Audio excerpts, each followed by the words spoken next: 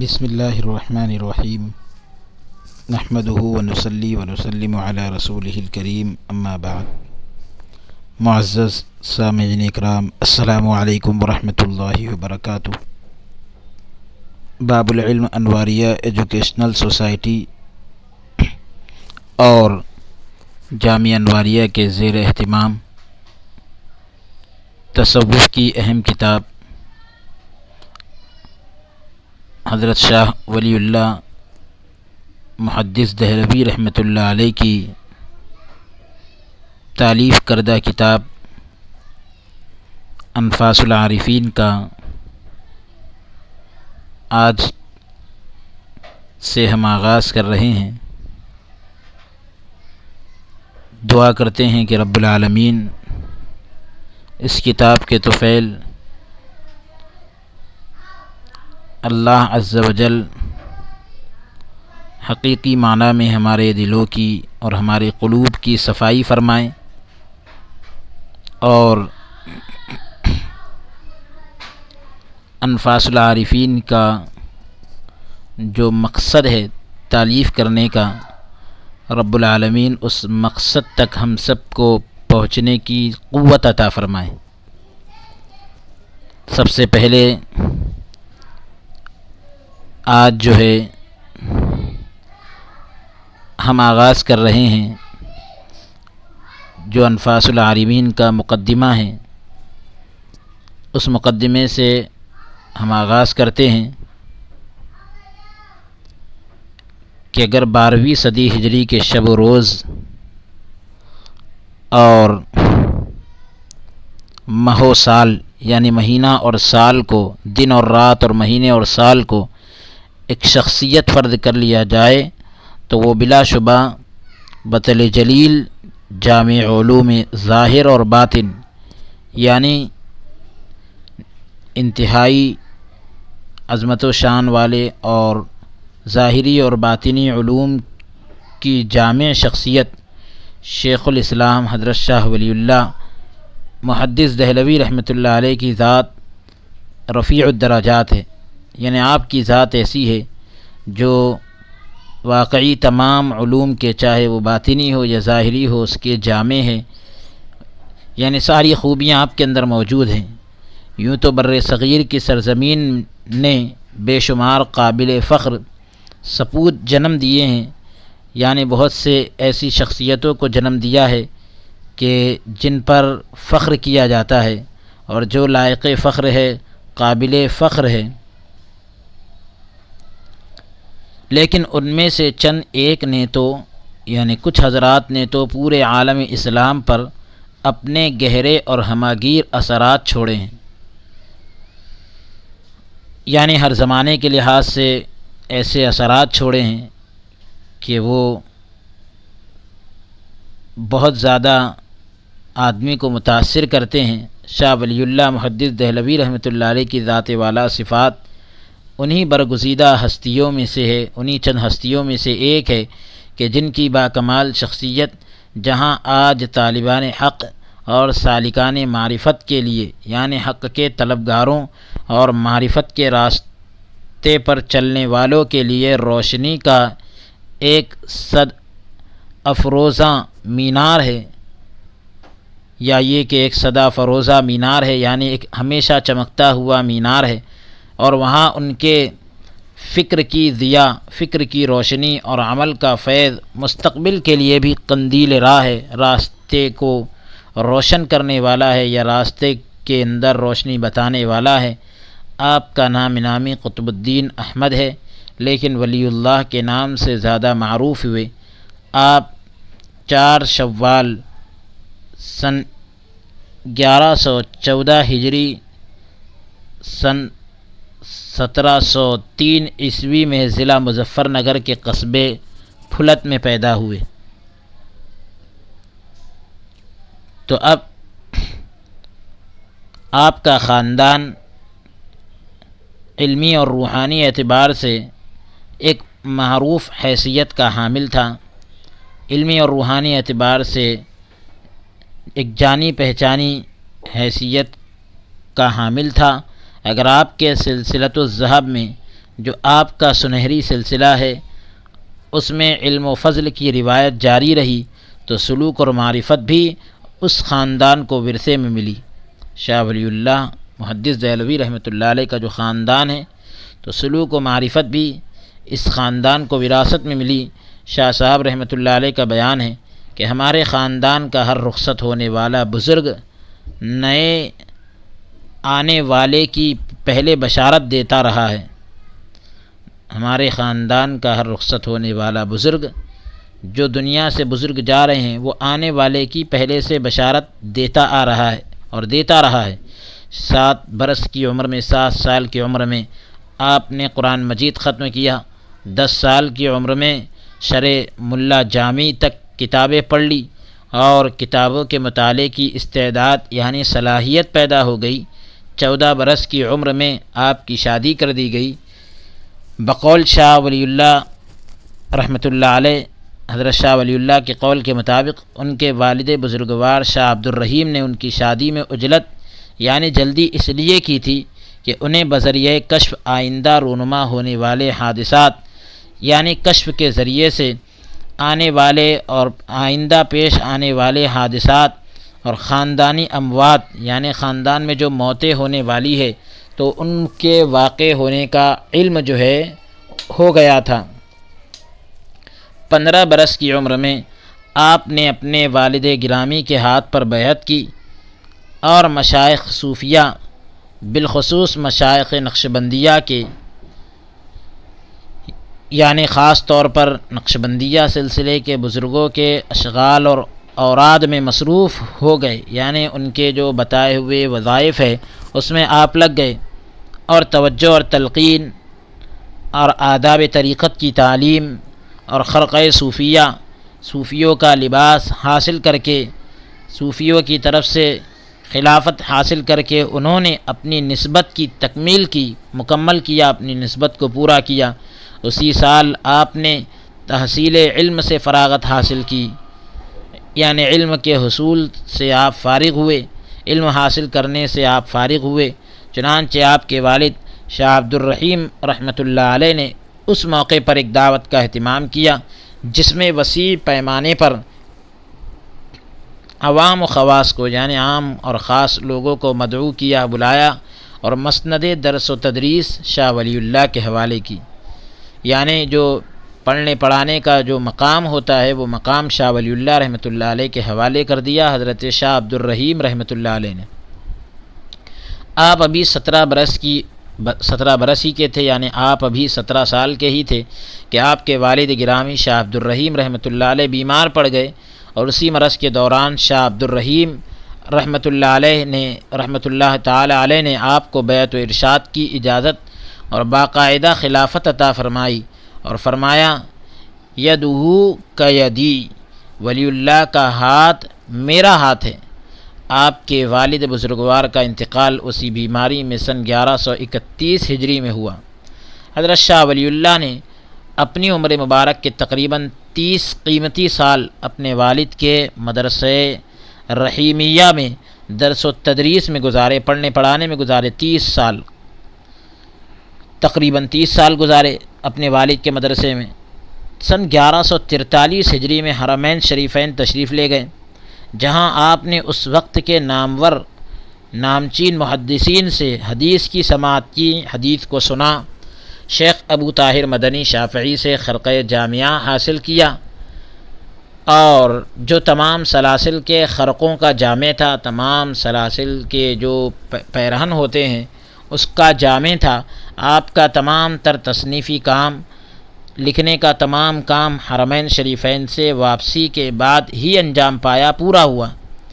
یہ وہ زمانہ تھا جب کہ آپ نے مدرسہ رحیمیہ میں تمام علوم کے لیے مستقل مدرس یعنی الگ سے پڑھانے والے مقرر کر دیے، طے کر دیے، اور خود تصنیف و تالیف اور سالکان طریقت کی تربیت یعنی لکھنے کا کام اور طریقت کے جو مسافر ہوتے ہیں ان کی تربیت اور ایسے اہم کاموں میں آپ مصروف ہو گئے، لگ گئے، جو تا دم واپسی جاری رہے۔ آپ نے زوال پذیر مغلیہ حکومت کے 10 بادشاہوں کا عہد حکومت اپنی آنکھوں سے دیکھا۔ مغلیہ 10 بادشاہوں کا جو دور تھا حکومت کا، وہ اپنی آنکھوں سے دیکھا۔ سیاسی انتشار یعنی سیاسی بکھیر اور فکری پراگندگی، سوچ کی گندگی، محلاتی سازشیں، مقامی جو سازشیں ہوتی ہیں، اور دین اور مذہب سے بیزاری۔ الغرض وہ کون سی ایسی خامی اور نقص تھا، یعنی کون سی ایسی کوتاہی اور کون سی ایسی کمی تھی جس میں پوری قوم اس وقت مبتلا نہ تھی۔ مرکزیت کے فقدان یعنی مرکزیت ختم، اور رات دن بادشاہوں کے قتل اور خوریزی کے سارے واقعات آپ کے سامنے ہوئے، یعنی انتشار پھیل گیا اور بادشاہوں کے قتل اور غارت گری کے سارے واقعات آپ کے سامنے ہوئے۔ علماء کی عدم فرض شناسی یعنی علماء کا اپنے فرض کو نہ پہچاننا، فقراء کے بھیس میں نام نہاد متصوفین کی تلبیس کے ذریعے تصوف اور صوفیہ کے خلاف نفرت، یعنی فقراء کا لباس پہن کر جو نام کے صوفی تھے تو انہوں نے صوفیوں کا جو لباس پہن لیا تھا، اس کے ذریعے سے جو ہے تصوف کے اور صوفیوں کے خلاف نفرت، یہ سب کچھ اپنے عروج پر تھا۔ لوگ جو ہے صوفیوں کا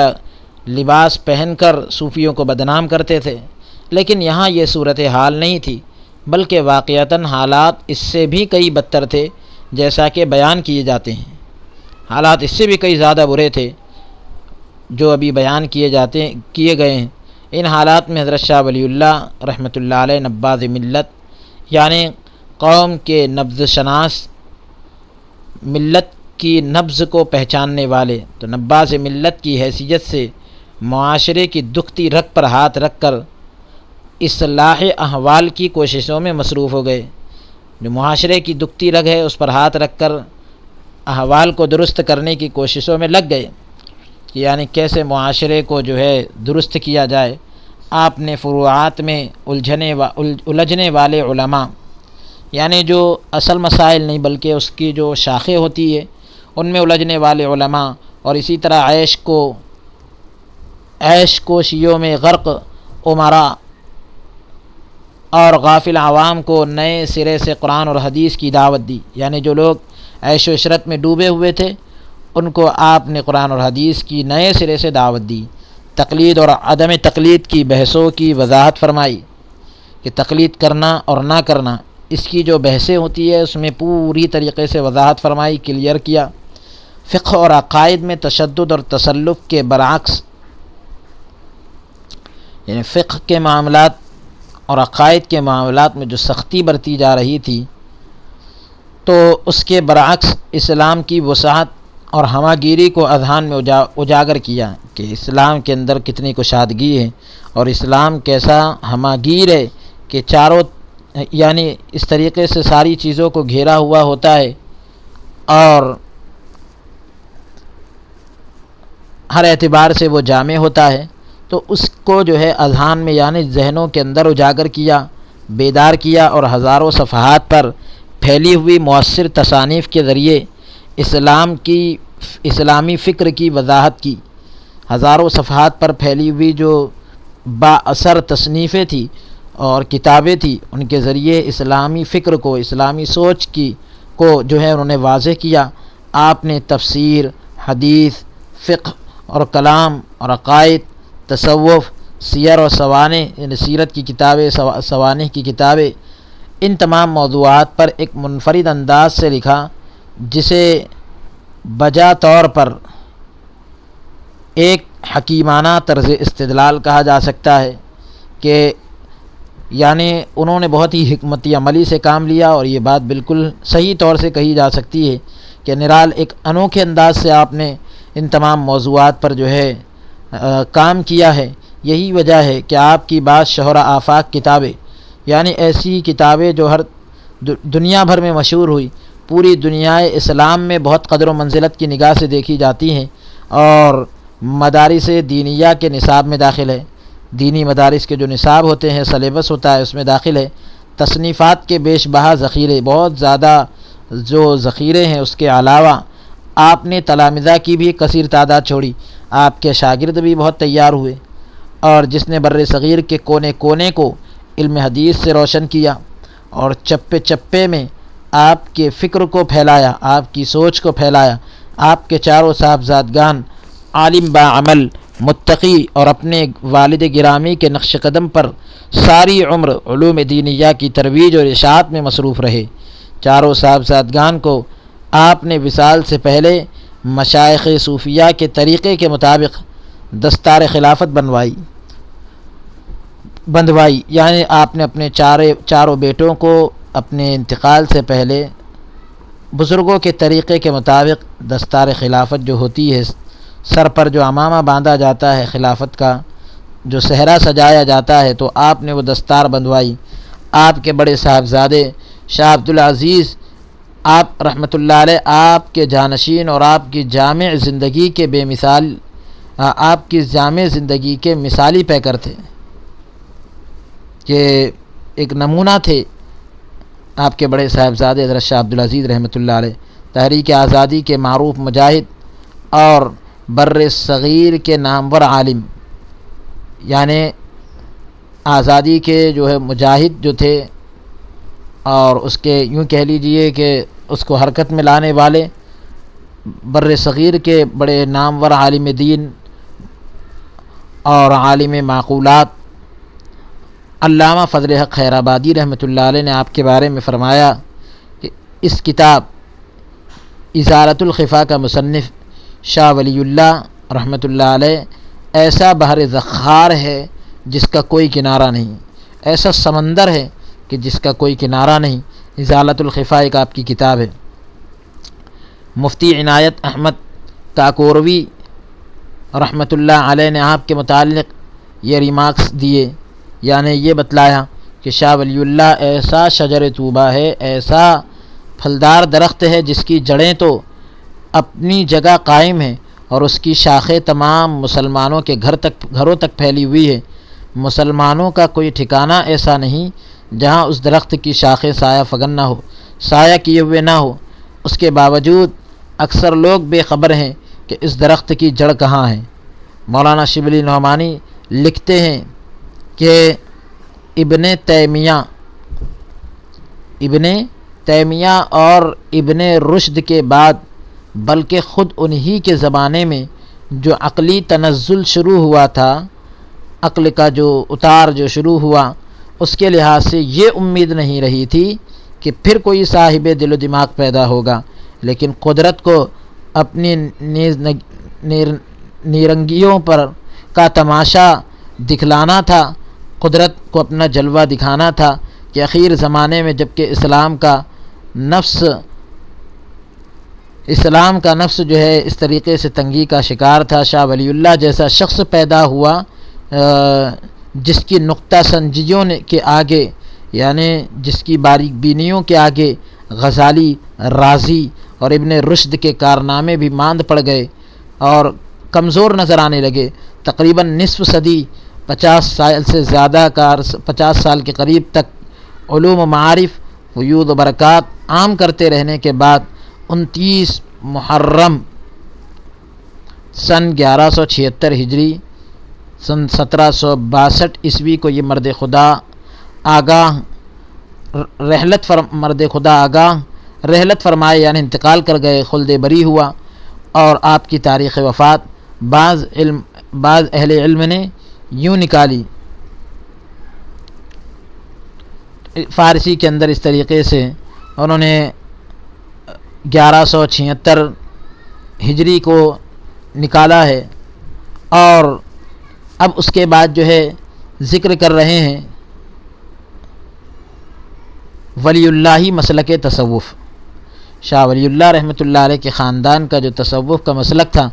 اب اس بارے میں کچھ باتیں مقدمے میں ذکر کی جا رہی ہے۔ تصوف، اس کی تعلیمات اور معمولات کے بارے میں شاہ ولی اللہ رحمۃ اللہ علیہ اور ان کے خاندان کے ساتھ جو ناانصافی ہوئی ہے، وہ بر صغیر کی مذہبی تاریخ کا ایک عظیم المیہ ہے،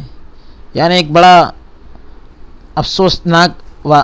معاملہ ہے کہ کس قدر افسوس کا مقام ہے کہ شاہ ولی اللہ رحمۃ اللہ علیہ ایسے معتدل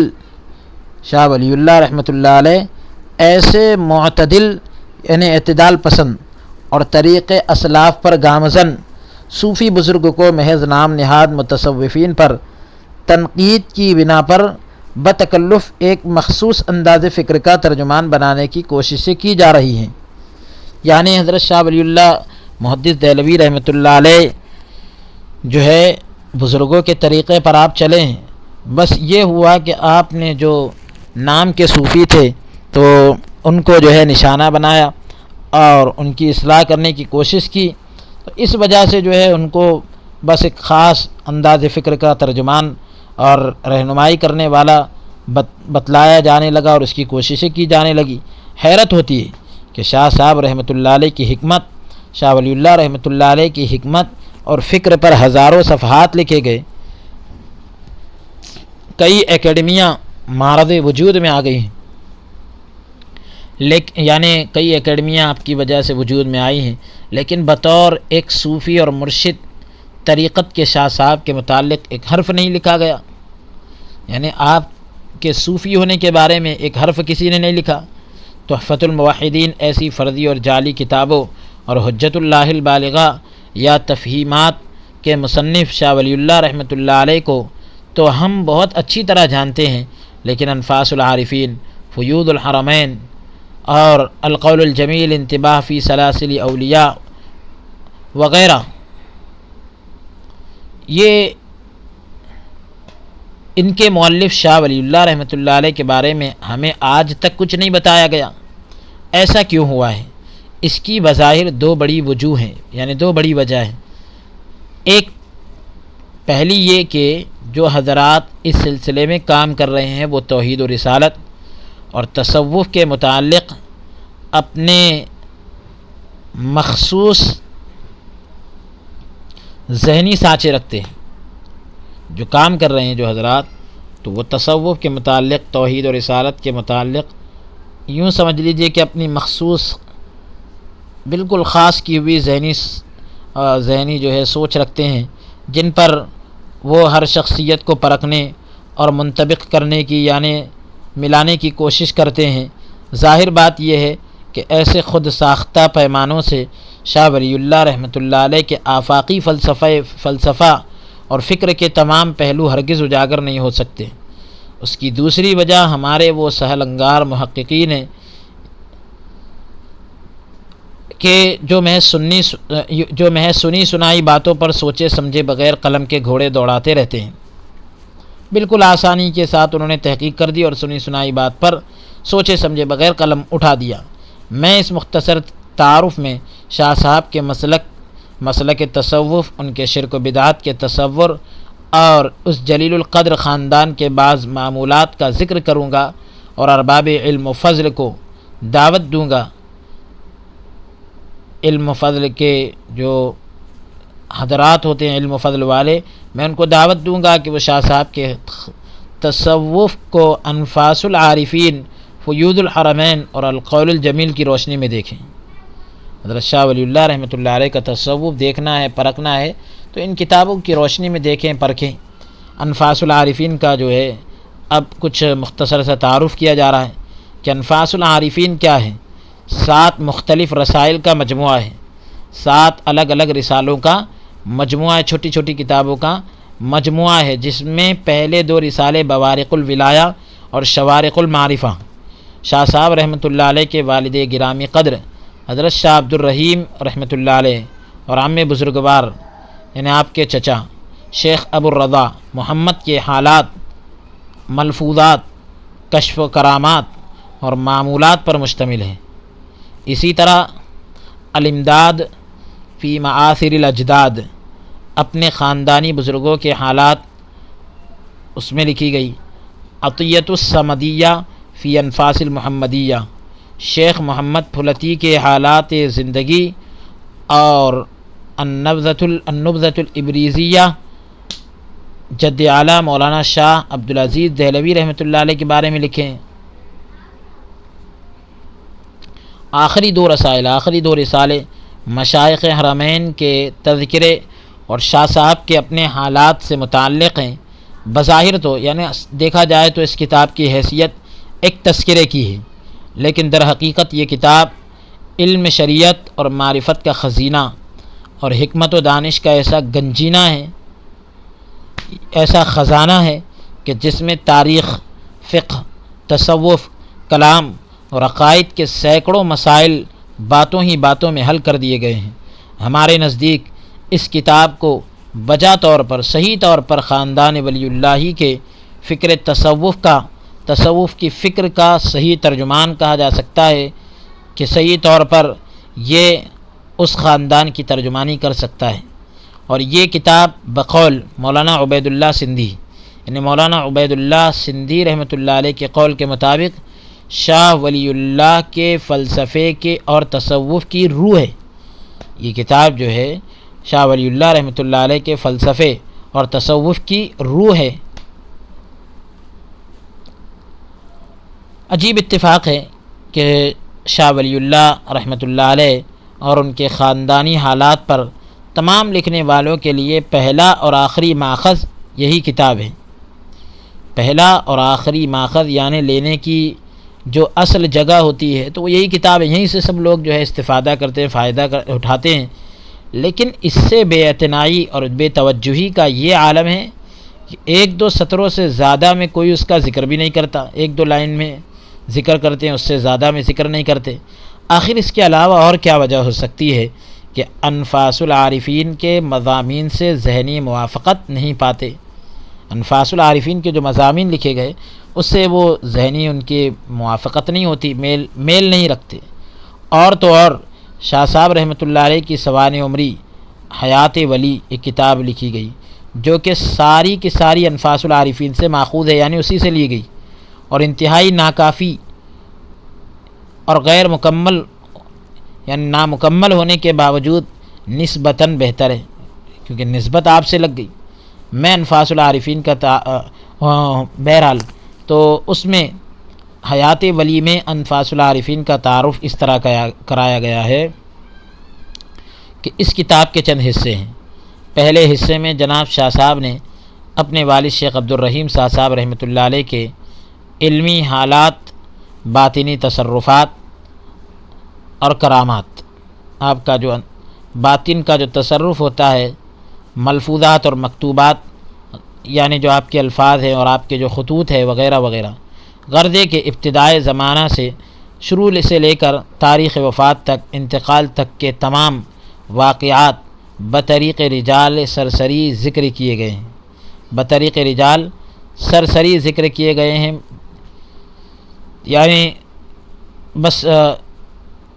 ذکر کر کے، مختصراً ذکر کر کے گزر گئے ہیں۔ اس کتاب کے دیکھنے سے یہ معلوم ہوتا ہے کہ اس عظیم الشان خاندان کا ہر ممبر ظاہری علوم اور باطنی کمالات میں لاسانی اور بے نظیر تھا، یعنی ان کا کوئی ثانی نہیں، ان کا کوئی دوسرا نہیں، اور بے مثال تھے وہ لوگ باطنی کمالات کے اندر۔ حضرت شاہ ولی اللہ رحمۃ اللہ علیہ کی جامعیت کا بھرپور مظاہرہ اس کتاب میں ہوا ہے۔ ہمارے پاس اس امر کا کوئی واضح ثبوت موجود نہیں ہے کہ شاہ صاحب کی کون سی کتاب کس دور کی ہے، تاہم قرائن سے، یعنی ہم جو ہے ایک اندازے کے مطابق یہ اندازہ لگایا جا سکتا ہے حالات کو دیکھ کر، یا یوں کہہ لیجیے آپ کہ کچھ چیزوں کی وجہ سے یہ اندازہ لگایا جا سکتا ہے کہ آپ نے سفر حرمین سے پہلے، یعنی حرمین کا سفر کرنے سے پہلے بظاہر تصنیف و تالیف کا یعنی کتابوں کو لکھنے کا کوئی کام نہیں کیا، بلکہ ایسا معلوم ہوتا ہے کہ اس وقت آپ کو اس کا خیال بھی نہیں تھا۔ آپ کی کل عمر 61 سال 4 ماہ ہے، 61 سال 4 مہینے ہیں، جس میں سے پہلے 33-34 سال تو درس و تدریس، پڑھنے پڑھانے اور سفر حرمین کی نظر ہو گئے، اس کے حوالے ہو گئے۔ باقی 27-28 سالوں میں سارا تصنیفی کام ہوا ہے، لکھنے کا کام ہوا ہے۔ کتابیں لکھی ہیں آپ نے سن 1145 ہجری اور سن 1146 ہجری تک کے واقعات انفاس العارفین میں مل جاتے ہیں۔ لمعات اور الطاف القدس وغیرہ کا ذکر بھی آتا ہے۔ شاہ صاحب کی تصنیفات کے مطالعے، آپ کی کتابوں کے مطالعے، یعنی آپ کی کتابوں کے پڑھنے اور ان کے انداز فکر میں تدریجی تبدیلی پر غور کرنے سے معلوم ہوتا ہے کہ یعنی دھیرے دھیرے جو تبدیلی آئی اس پر غور کرنے سے معلوم ہوتا ہے کہ انفاس العارفین آپ کی زندگی کے آخری 10 سالوں کی تصنیف ہے، آپ کی زندگی کے آخری 10 سالوں کی لکھی ہوئی کتاب ہے۔ آپ نے انفاس العارفین کا آغاز اپنے والد گرامی شاہ عبد الرحیم کے تذکرے سے کیا ہے۔ حضرت شاہ عبد الرحیم رحمۃ اللہ علیہ، ان کے بارے میں ذکر کیا جاتا ہے کہ یہ درست ہے کہ جو شہرت اور ناموری شاہ ولی اللہ رحمۃ اللہ علیہ کے حصے میں آئی وہ شاہ عبد الرحیم رحمۃ اللہ علیہ کو نصیب نہ ہو سکی، یعنی جو شہرت حضرت شاہ ولی اللہ رحمۃ اللہ علیہ کو ملی وہ ان کے والد کو نہ مل سکی۔ لیکن اس حقیقت سے کس طرح انکار کیا جا سکتا ہے کہ شاہ ولی اللہ رحمۃ اللہ علیہ کی یہ ساری عظمت حضرت شاہ عبد الرحیم رحمۃ اللہ علیہ کی روحانی تربیت اور فیضان نظر کا نتیجہ تھا، یعنی آپ کی نظر کا جو فیضان تھا تو اس کا نتیجہ یہ تھا کہ حضرت شاہ ولی اللہ رحمۃ اللہ علیہ اس بلند مقام پر پہنچے۔ شاہ عبد الرحیم رحمۃ اللہ علیہ نہ صرف یہ کہ ایک صاحب حال بلند مرتبہ صوفی تھے، یعنی ایک بلند مقام کے صوفی ہونے کے ساتھ ساتھ بلکہ آپ جو ہے جید عالم دین اور نامور محدث تھے، بہترین عالم دین بھی تھے اور بہترین محدث بھی تھے، نامور محدث تھے۔ مصنف رحمۃ اللہ علیہ کا بیان ہے، یعنی حیات ولی جو کتاب ہے اس میں لکھا گیا ہے کہ ہندوستان میں جس معزز اور بزرگوار نے سب سے بیشتر حدیث کے درس و تدریس کی بنیاد ڈالی، جس باعزت اور بزرگ ترین شخصیت نے سب سے پہلے حدیث کو پڑھنے پڑھانے کی بنیاد ڈالی، اور جس مشہور محدث نے اس غریب علم کے شائع کرنے اور پھیلانے میں، یعنی یہ علم جو ہندوستان کے اندر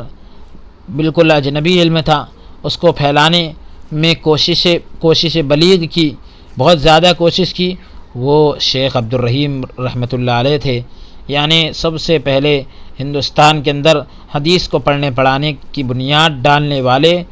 اور حدیث کے علم کو پھیلانے والے، سب سے زیادہ اس میں کوشش کرنے والے حضرت شاہ عبد الرحیم رحمۃ اللہ علیہ، جو حضرت شاہ ولی اللہ محدث دہلوی رحمۃ اللہ علیہ کے والد بزرگوار ہیں۔ صاحب نزہۃ الخواطر کا بیان ہے، قد وقع الاتفاق على كمال فضله بين اهل العلم والمعرفة۔ اللہ اکبر۔ مولانا عبید اللہ سندھی رحمۃ اللہ علیہ کا بیان ہے کہ شاہ ولی اللہ رحمۃ اللہ علیہ کی فکری تربیت اور ان کی علمی اساس، شاہ ولی اللہ رحمۃ اللہ علیہ کی فکری جو تربیت ہوئی اور ان کی جو علمی بنیاد ہے، تو اس میں ہم ان کے والد شاہ عبد الرحیم رحمۃ اللہ علیہ کو اصل مانتے ہیں۔ شاہ عبد الرحیم رحمۃ اللہ علیہ نے خود اپنے نامور صاحبزادے کو تعلیم دی تھی، چنانچہ انہوں نے شاہ ولی اللہ رحمۃ اللہ علیہ کو قرآن کا ترجمہ تفسیروں سے الگ کر کے پڑھایا، اور اس طرح قرآن کا اصل متن ان کے لیے قابل توجہ بنایا۔ پھر آپ نے وحدت الوجود کے مسئلے کو صحیح طریقے پر حل کیا اور اسے اپنے صاحبزادے یعنی اپنے بیٹے کے ذہن نشین کیا، یعنی ذہن کے اندر پیوست کر دیا، مضبوط کر دیا، بٹھا دیا۔ شاہ عبد الرحیم رحمۃ اللہ علیہ نے حکمت عملی کو اسلامی علوم میں ایک باوقار اور اہم مقام دیا، اور اپنے صاحبزادے شاہ ولی اللہ رحمۃ اللہ علیہ کو اس کی خاص طور سے تلقین کی۔ الغرض، بہرحال یہ تین چیزیں قرآن کے متن کو اصل جاننا، وحدت الوجود کا صحیح حل، اور اسلامی علوم میں حکمت عملی کی غیر معمولی اہمیت شاہ ولی اللہ رحمۃ اللہ علیہ کے علوم میں بنیادی حیثیت رکھتی ہے، اور یہ تینوں کی تینوں شاہ عبد الرحیم رحمۃ اللہ علیہ کی تربیت کا نتیجہ ہے۔ انفاس العارفین میں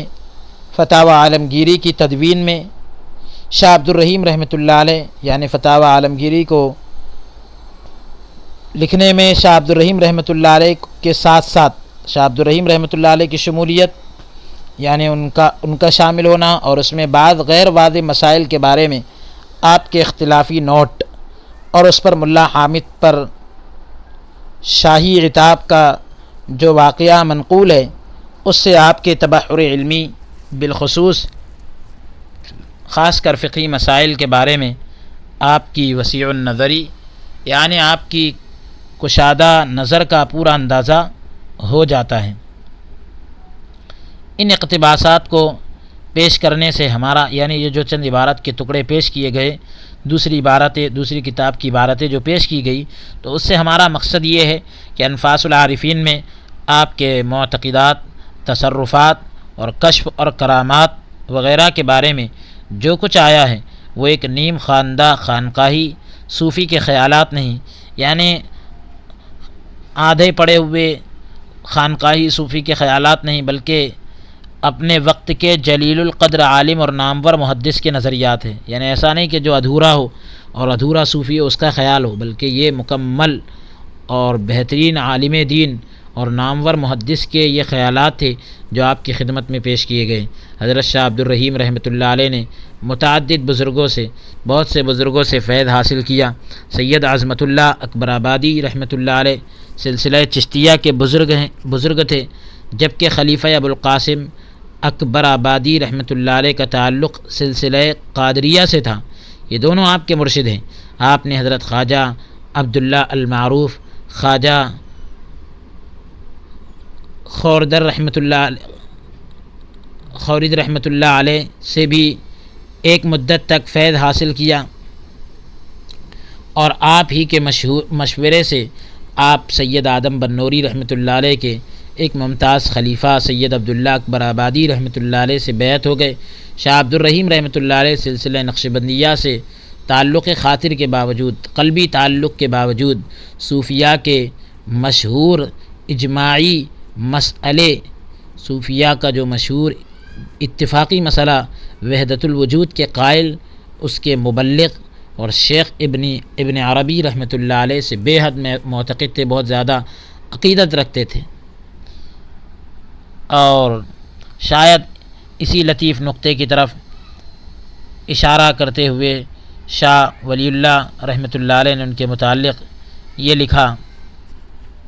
کہ مخفی نمانت کے حضرت عیشا الشعبات طریقہ نقشبندیہ آقدر شعبہ حضرت خواجہ محمد باقی رحمۃ اللہ علیہ را پسند می کردن۔ اس طریقے سے آپ نے جو ہے فارسی کے اندر یہ کہا کہ واضح رہے کہ حضرت خواجہ محمد باقی باللہ رحمۃ اللہ علیہ نظریہ وحدت الوجود کے بہت بڑے امام تھے۔ شاہ عبد الرحیم رحمۃ اللہ علیہ فرمایا کرتے تھے کہ اگر میں چاہوں تو ممبر پر بیٹھ کر خصوص کے ایک مسئلے کو قرآن مجید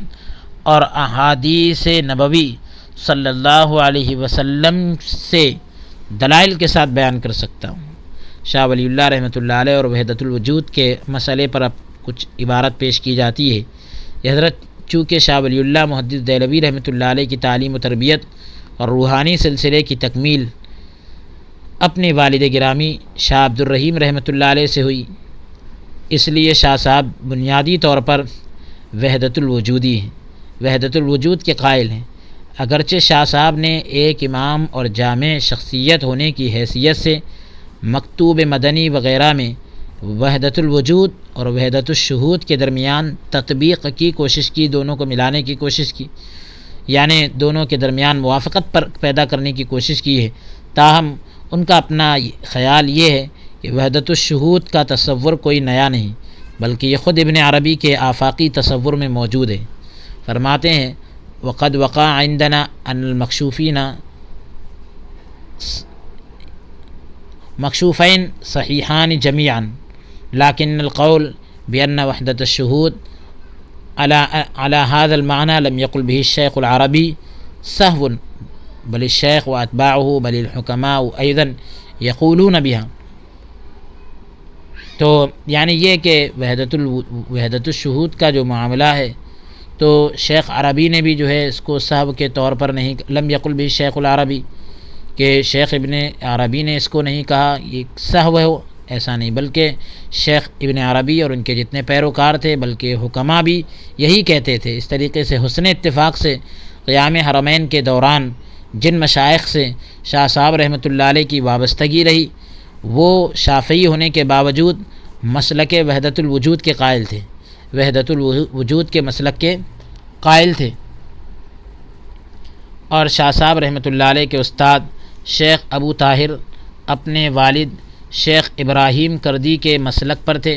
جبکہ آپ کے والد شاہ عبدالرحیم اور شیخ ابراہیم کردی میں کوئی ذہنی بعد نہ تھا، یعنی ذہنی دوری نہ تھی۔ اس لیے شاہ صاحب رحمۃ اللہ علیہ کے سوانح نگار، ان کی سیرت لکھنے والے اور محققین اس بات پر پہنچے ہیں، یعنی اس نظریے پر پہنچے ہیں کہ شاہ صاحب کے نزدیک، حضرت شاہ ولی اللہ رحمۃ اللہ علیہ کے نزدیک وجود و شہود کا جھگڑا لفظی نزاع ہے، یہ لفظی جھگڑا ہے، اصل وحدت الوجود ہی ہے، اور جس کے شاہ صاحب تمام اکابر صوفیہ کی طرح قائل ہیں، تمام بڑے جو صوفیہ ہیں ان کی طرح حضرت شاہ ولی اللہ رحمۃ اللہ علیہ بھی قائل ہیں۔ وحدت الوجود اور وحدت الشہود کے درمیان تطبیق کے بارے میں ڈاکٹر غلام حسین رقم تراز ہے، ڈاکٹر غلام حسین لکھتے ہیں وحدت الوجود اور وحدت الشہود کے درمیان تطبیق کرنے کے بارے میں، موافقت پیدا کرنے کے بارے میں لکھتے ہیں، یا جوڑ پیدا کرنے کے بارے میں لکھتے ہیں کہ دونوں کے اندر اب کس طریقے سے تطبیق کی جائے کہ بات بن جائے، تو لکھتے ہیں کہ شاہ صاحب ابن عربی میں یہ دونوں تصورات موجود ہیں اور یہ دونوں اپنی اپنی جگہ درست ہے۔ وحدت الوجود اور وحدت الشہود کی اس طرح تشریح فرما کر شاہ صاحب نے نہایت فنکارانہ ہوش مندی سے آریائی اور سامی اذہان، تو جو سامی ذہن رکھتے تھے ان کو نقطۂ اتصال پر جمع کیا ہے، ایک ہی نقطے پر اکٹھا کیا ہے۔ سامی ذہن ذات باری کو منزہ اور مجرد مانتا ہے، تو اس طریقے سے علیحدہ مانتا ہے اور مظاہر فطرت سے باہر سمجھتا ہے، فطرت کے جو ظہور کی چیزیں اس سے الگ سمجھتا ہے، جبکہ آریائی ذہن یعنی نصابی جو لوگ ہوتے ہیں اس کے وجود کو کسی مظہر میں دیکھنے کا قائل ہیں، اس کے ہونے کو کسی ظاہر ہونے والی چیز میں دیکھنے کے وہ لوگ قائل ہیں، اور مظاہر فطرت میں ذات باری کو جلوہ افروز سمجھتا ہے کہ خدا کی ذات اس میں جلوہ افروز ہے۔ آپ کے بڑے صاحبزادے شاہ عبدالعزیز رحمۃ اللہ علیہ بھی وحدت الوجود کے قائل رہے۔ سرسا حصار کے مولوی نور محمد نے وحدت الوجود کے قائلین پر، ان کے کہنے والوں پر جب کفر کا فتویٰ لگایا اور اس نزاع نے، اس جھگڑے نے طول پکڑا، تو اس میں شاہ عبدالعزیز رحمۃ اللہ علیہ کو حکم بنایا گیا، جج بنایا گیا۔ اس فیصلے میں شاہ عبدالعزیز رحمۃ اللہ علیہ کا مسلک کھل کر سامنے آ گیا ہے۔ شاہ ولی اللہ رحمۃ اللہ علیہ نے مکتوب مدنی میں اس مسئلے کو بڑی وضاحت کے ساتھ بیان کیا ہے، چونکہ شاہ صاحب رحمۃ اللہ علیہ اصل وحدت الوجود کو سمجھتے ہیں۔ شاید یہی وجہ ہے کہ وجود اور شہود کے درمیان ان کی تطبیق امام ربانی مجدد الفسانی رحمۃ اللہ علیہ کے پیروؤں کو سخت ناگوار گزری تھی، یعنی جو حضرت مجدد الفسانی رحمۃ اللہ علیہ کے پیروکار تھے تو ان کو یہ بات بہت ناگوار گزری تھی، اچھی نہیں لگی تھی۔ مولانا ابوالکلام آزاد رحمۃ اللہ علیہ لکھتے ہیں کہ شاہ ولی اللہ رحمۃ اللہ علیہ نے تو یہاں تک لکھ دیا ہے کہ اگر میں مسئلہ وحدت الوجود کو ثابت کرنا چاہوں تو قرآن و حدیث کے تمام نصوص، تمام دلائل اور ظواہر سے، یعنی تمام دلائل سے جو ہے اس کا اثبات کر سکتا ہوں، اس کو ثابت کر سکتا ہوں۔ حضرت شاہ ولی اللہ رحمۃ اللہ علیہ اپنے والد بزرگوار اور عظیم المرتبت چچا، بڑے مرتبے کے جو چچا تھے شیخ ابو الرضا، جنہیں انہوں نے پیشوائے اہل ذوق اور وجود اور امام ارباب معرفت اور شہود کے نام سے یاد کیا ہے، ان کے معمولات اور افکار کو اسلامی تصوف کا مثالی نمونہ سمجھتے ہیں اور دل کی گہرائی سے چاہتے ہیں کہ مسلمان اپنی زندگیوں کو ان کے طرز پر ڈھالیں، یعنی ان کے طرز پر لے کر آئیں۔ ہمارے صوفیوں کے ہاں ایک صحیح فکر رکھنے والا، خدا ترس اور صالح مسلمان، اچھے مسلمان کے لیے اعمال اور اوراد، یعنی جو وظائف ہوتے ہیں، تزکیہ نفس کے اشغال، نفس کو پاک کرنے کے جو اعمال ہوتے ہیں اور عبادات پر مشتمل ایک ایسا نظام موجود ہے جو خیر القرون سے لے کر تسلسل کے ساتھ بالکل مسلسل باقاعدہ مربوط انداز میں رائج رہا ہے، یعنی جڑا ہوا رہا ہے۔ جب تک صوفیہ کا یہ نظام رائج رہا اور اس پر عمل ہوتا رہا تو شاہ عبد الرحیم رحمۃ اللہ علیہ، شاہ ولی اللہ رحمۃ اللہ علیہ اور شاہ عبدالعزیز رحمۃ اللہ علیہ جیسے بزرگان دین اور عالمان شرع متین منظر پر آتے ہیں، سامنے آتے ہیں، مگر آج جب کہ اس نظام پر عمل پیرا ہونے کا پہلو یکسر نظر انداز کر دیا گیا، بالکل سرے سے نظر انداز کر دیا گیا ہے، تو اس کے ساتھ ہی ملت اسلامیہ میں مشاہیر مشہور رجال کا ظہور بھی، مشہور لوگوں کا ظہور بھی یک دم رک گیا، بالکل رک گیا ہے۔ ہماری ملی تاریخ میں، ہماری مذہبی تاریخ میں کسی چیز پر امت کا مسلسل کاربند ہونا بجائے خود ایک شرعی دلیل اور حجت ہے، خود ایک شرعی دلیل اور حجت ہے۔ آخر کیا وجہ ہے کہ اگر چودھری غلام احمد پرویز اس تعامل کا انکار کریں، یعنی اس چیز پر جو عمل ہوتا ہوا آ رہا ہے اس کا انکار کرے، تو وہ مجرم گردن زدنی ٹھہرے کہ مجرم گردن زدنی ٹھہرے کہ ایسے مجرم ٹھہرے کہ ان کی جو ہے گردن الگ کرنا چاہیے۔ لیکن ہم میں سے بعض محققین، تحقیق کرنے والے توحید کے نام سے پوری ہزار سالہ تاریخ پر پانی پھیر دیں تو وہ اسلامی خدمت قرار پائے۔ یہ ایسا کیسے ہوا؟ شاہ ولی اللہ رحمۃ اللہ علیہ نے فیوض الحرمین، القول الجمیل، الدر الثمین اور انفاس العارفین میں بزرگان دین کے واقعات، کرامات، اشغال و اوراد، یعنی ان کے جو واقعات ہوتے ہیں اور ان کے جو اعمال وغیرہ ہوتے ہیں، ورد و وظائف ہوتے ہیں، تصرفات ہوتے ہیں، چلوں یعنی جو چلہ کشی ہوتی ہے، روحانی امداد اور اس قبیل کی جو اس طرح کی جو سینکڑوں حکایتیں،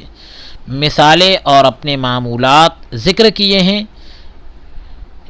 اور اسی تاریخی تسلسل کی ایک کڑی ہیں۔ پھر جگہ جگہ شاہ صاحب رحمۃ اللہ علیہ نے کاتب الحروف میں گویت کے الفاظ کے ساتھ انہیں اپنی طرف سے سند تحسین بھی دی ہے، اچھائی سے نوازا ہے۔ مناسب معلوم ہوتا ہے کہ یہاں ڈاکٹر ظہور الدین احمد کا وہ جملہ لکھ دوں جو انہوں نے انفاس العارفین پڑھ کر لکھا ہے۔ وہ فرماتے ہیں، ڈاکٹر ظہور الدین کے جو لوگ اولیاء اللہ کی روحانی قوتوں کے منکر ہیں، انکار کرتے ہیں، اولیاء اللہ کی روحانی طاقتوں کا انکار کرتے ہیں، ان کے لیے اس تذکرے یعنی انفاس العارفین کے بیانات ایسے شواہد پیش کرتے ہیں، ایسے دلائل پیش کرتے ہیں جن سے انکار شاہ ولی اللہ جیسے برگزیدہ عالم اور مومن کی گواہی سے انکار کے مترادف ہے۔ ان دلائل کو انکار کرنا ایسا ہے جیسے حضرت شاہ ولی اللہ رحمۃ اللہ علیہ جیسے بزرگ کا انکار کرنا اور ان مومن کی گواہی سے انکار کرنا، تو دونوں ایک جیسا ہے۔ اب شاہ ولی اللہ رحمۃ اللہ علیہ کا مسلک اور اس کے ترجمان کی بابت جو ہے اس کے بارے میں جو ذکر کر رہے ہیں، حیرت ہوتی ہے کہ آج بہت سارے ایسے امور کہ جو سلف صالحین کا معمول رہے ہیں، گزرے ہوئے لوگوں کا، نیک لوگوں کا معمول رہا ہے،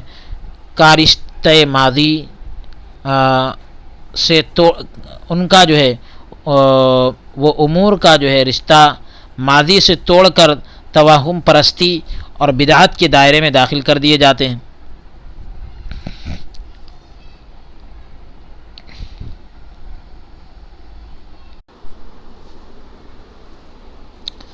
تو اس طریقے سے اس میں داخل کر دیے جاتے ہیں۔ ہمارا مقصد ہرگز یہ نہیں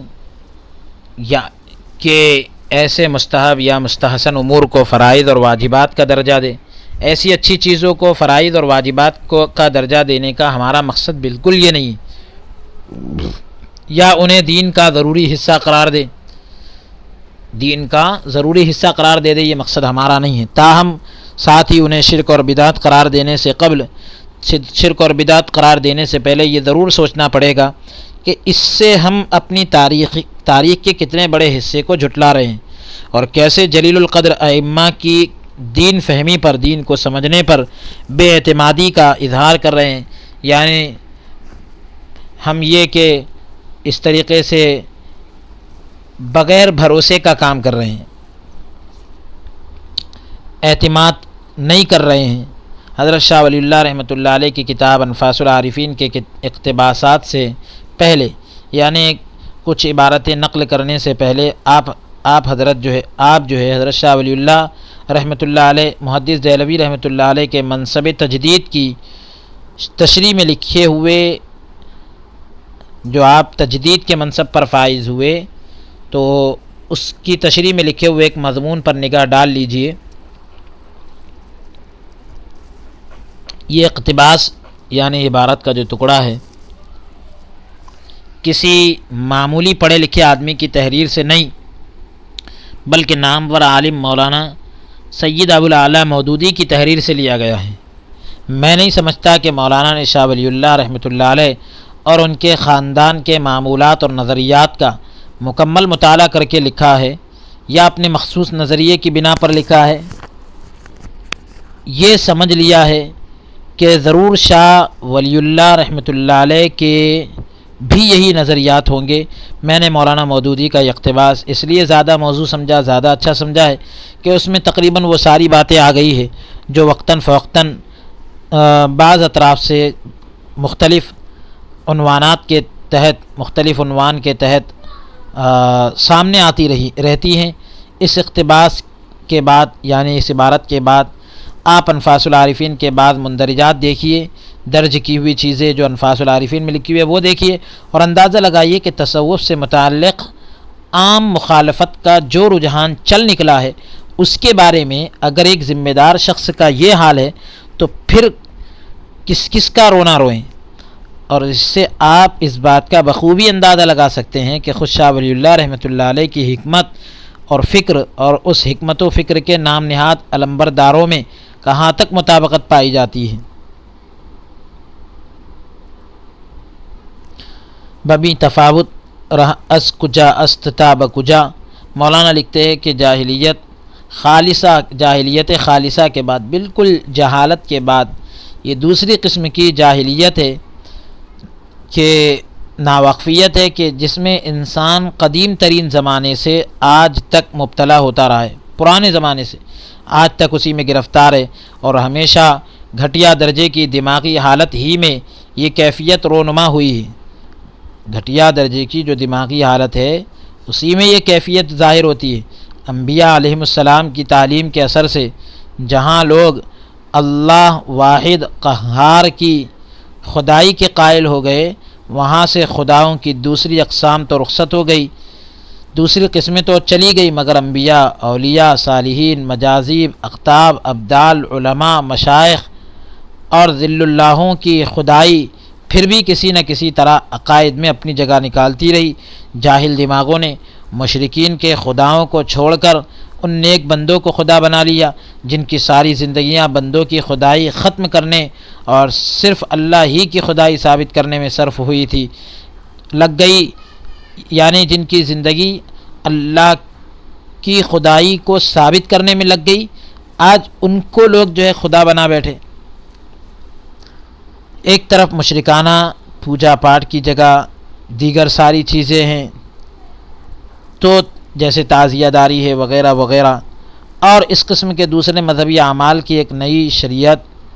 تصنیف کر لی گئی، مان لی گئی. دوسری طرف بغیر کسی ثبوت، یعنی ثبوت علمی ثبوت کے بغیر ان بزرگوں کی ولادت اور وفات، ظہور اور غیاب، کرامات اور خوارق، یعنی جو عادت کے خلاف جو چیزیں ہوتی ہے، اور ظاہر ہونے کا جو غیب کا جو معاملہ ہوتا ہے، چھپنے کا جو معاملہ ہوتا ہے، پوشیدہ ہونے کا معاملہ ہوتا ہے، اختیارات اور تصرفات، اور اللہ تعالیٰ کے ہاں ان کے تقرب کی کیفیات کے متعلق ایک پوری میتھالوجی تیار ہو گئی، جو بت پرست مشرکین کی میتھالوجی سے ہر طرح لگا کھا سکتی ہے۔ تیسری طرف توسل اور استمداد وغیرہ، تو اب ان کے اندر بھی جو ہے کچھ بعض حضرات سے غلط فہمی ہوئی۔ شاہ ولی اللہ رحمۃ اللہ علیہ کے منصب تجدید کی تشریح آپ نے ملاحظہ فرمائی۔ اب ذرا شاہ ولی اللہ رحمۃ اللہ علیہ کی خدمت میں چلیے، لیکن شاہ صاحب کی تحریر پڑھنے سے پہلے حضرت شاہ عبدالعزیز رحمۃ اللہ علیہ کی یہ عینی شہادت ملحوظ خاطر رہے، ہمارے ذہن میں رہنا چاہیے کہ والد ماجد شاہ ولی اللہ رحمۃ اللہ علیہ جو کچھ بھی لکھتے تھے، اس کا طریقہ یہ تھا کہ مراقبے کے بعد جو چیز کشفی طور پر آپ کے سامنے آتی اسے لکھتے،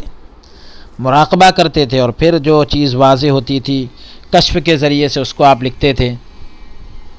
حضرت خواجہ خرد اور خواجہ محمد عبداللہ فرزند خواجہ محمد باقی و مرشد شاہ عبدالرحیم حضرت خواجہ محمد باقی باللہ رحمۃ اللہ علیہ کا عرس کیا کرتے تھے، جس میں کوئی آ کر کہتا کہ گوشت میں لا رہا ہوں، دوسرا کہتا کہ چاول میرے ذمے، تیسرا کہتا کہ فلاں قوال کا بندوبست میں کر رہا ہوں۔ آگے فرماتے ہیں کہ میرے والد شاہ عبدالرحیم رحمۃ اللہ علیہ فرمایا کرتے تھے کہ شیخ الاسلام عبداللہ انصاری کی اولاد میں سے شیخ نعمت اللہ المعروف شیخی عرس کیا کرتے تھے، جس میں 6-7 سال کی عمر میں مجھے کئی بار شامل ہونے کا اتفاق ہوا۔ ایک دوسرے مقام پر لکھتے ہیں کہ والد گرامی حضرت شاہ عبدالرحیم رحمۃ اللہ علیہ فرمایا کرتے تھے کہ ایک مرتبہ حضور صلی اللہ علیہ وسلم کی وفات کے دنوں میں خزانہ غیب سے کچھ میسر نہ آ سکا کہ کچھ طعام یعنی کھانا پکا کر حضرت صلی اللہ علیہ وسلم کی روح پرفتوح کی نیاز دلوائی جا سکے، حضور علیہ السلام کی جو ہے نیاز دلوائی جا سکے، لہذا تھوڑے سے بھنے ہوئے چنوں اور چند قند سیاہ پر اکتفا کرتے ہوئے، اسی پر جو ہے بس کرتے ہوئے آپ کی نیاز دلوائی۔ اسی رات بچشم حقیقت دیکھا، حقیقت کی آنکھوں سے دیکھا کہ آپ کی خدمت میں، حضور علیہ السلام کی خدمت میں انواع و اقسام کے طعام پیش کیے جا رہے ہیں، طرح طرح کے کھانے پیش کیے جا رہے ہیں۔ اسی دوران وہ قند اور چنے بھی پیش کیے گئے، بھنے ہوئے چنے جو ہے پیش کیے گئے۔ آپ نے انتہائی خوشی اور مسرت سے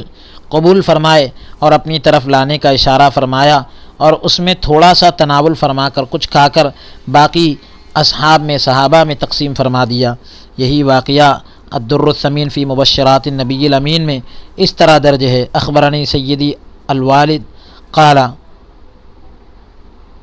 اضع فی ایام المولد طعاما صلة بالنبی صلی اللہ علیہ وسلم فلم یفتح لی سنة من السنین الی آخری۔ تو آگے واقعے کا مضمون پورا ایک ہی ہے۔ ایک دوسرے مقام پر فرماتے ہیں کہ والد گرامی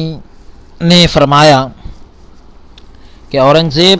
عالمگیر رحمۃ اللہ علیہ نے ہدایت اللہ بیگ کو اپنے منصب سے ہٹا دیا۔ میرے پاس بہت رنجیدہ ہو کر وہ آئے، ہدایت اللہ بیگ جو ہے ان کو جب ہٹا دیا تو وہ میرے پاس بہت رنجیدہ یعنی بہت غمزدہ خاطر اور شکستہ دل ہو کر آئے، اور عاجزی اور وزاری یعنی بہت زیادہ رونے لگے اور عاجزی کے ساتھ روتے رہے۔ میں نے اس کے معاملے پر توجہ کی تو مجھے معلوم ہوا کہ اس بارے میں تقدیر مبرم ہو چکی، یعنی سب کچھ طے ہو چکا۔ اب بالآخر میں نے بارگاہ الہی میں عرض کی کہ اگر یہ کام میرے حسب منشا نہ ہوا، میری چاہت کے مطابق نہ ہوا، تو میں صوفیانہ لباس اتار پھینکوں گا، صوفیوں کا جو لباس ہے وہ اتار کر پھینک دوں گا۔ چنانچہ قضا مبرم ٹال کر اسے منصب پر بحال کرنے کا وعدہ کیا گیا کہ بھئی اب ان کو واپس جو ہے اسی منصب پر فائز کیا جائے گا۔ میں نے کہا اس سے بھی اسے ترقی ملنی چاہیے، چنانچہ ایسا ہی ہوا۔ اس پر حضرت شاہ ولی اللہ محدث دہلوی رحمۃ اللہ علیہ کا تبصرہ ملاحظہ ہو، آپ دیکھیے کہ اولیاء اللہ سے اس قسم کے واقعات بے شمار روایت کیے گئے ہیں، نقل کیے گئے ہیں، اور ان کی تعویلات موجود ہے۔ ذرا اور آگے چلیے۔ والد گرامی حضرت شاہ عبد الرحیم رحمۃ اللہ علیہ فرماتے تھے کہ ایک دفعہ میں حضرت شیخ عبد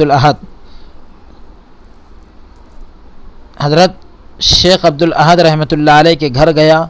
تو وہ ختم خواجگان پڑھ رہے تھے۔ حضرت شیخ عبد الاحد رحمۃ اللہ علیہ کے گھر گیا تو وہ ختم خواجگان پڑھ رہے تھے۔ ایک دوسری جگہ شاہ صاحب رحمۃ اللہ علیہ لکھتے ہیں کہ والد ماجد فرمایا کرتے تھے کہ میرے والد شاہ وجی الدین جو شہید ہوئے تھے کبھی کبھی باقاعدہ جسمانی صورت میں میرے پاس تشریف لاتے اور حال اور استقبال کی، یعنی اس وقت کی اور آنے والے وقت کی خبریں سنایا کرتے تھے۔ اس کے بعد انہوں نے اپنی بھتیجی کریمہ، اپنی نیک بھتیجی کی بیماری میں شاہ وجی الدین رحمۃ اللہ علیہ کی آمد، یعنی ان کے آنے اور بیماری سے اس کی نجات، یعنی اس کی موت کی جو ہے قبل از وقت سے پہلے اطلاع کا واقعہ لکھا ہے۔ مزید لکھتے ہیں، ساتھ ہی لکھتے ہیں کہ والد گرامی فرمایا کرتے تھے کہ ایک دن عصر کے وقت مراقبے میں تھا کہ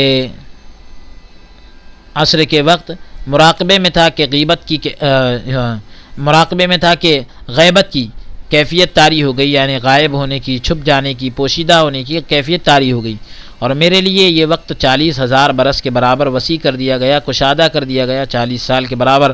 اور اس مدت میں آغاز آفرینش سے، پیدائش کے روز سے قیامت تک پیدا ہونے والی مخلوق کے احوال،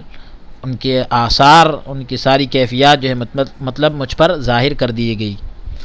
اور ایک دلچسپ واقعہ جو خود شاہ صاحب رحمۃ اللہ علیہ کا چشم دید ہے، ان کی آنکھوں دیکھا ہے، وہ سنیے۔ کاتب الحروف یعنی حضرت شاہ ولی اللہ رحمۃ اللہ علیہ کہتے ہیں کہ خواجہ محمد سلطان رحمۃ اللہ علیہ نے ایک گھوڑا لے رکھا تھا جو اس نے اپنے والد ماجد کو دکھایا۔ آپ نے اسے تنہائی میں بلایا۔